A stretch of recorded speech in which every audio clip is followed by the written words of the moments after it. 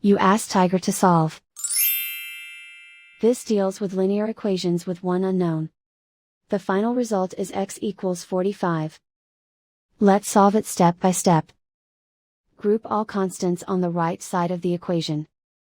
Subtract 90 from both sides. Simplify the arithmetic.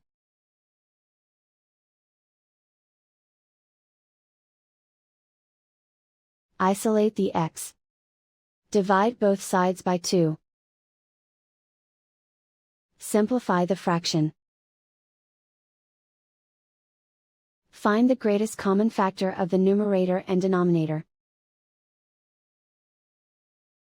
Factor out and cancel the greatest common factor.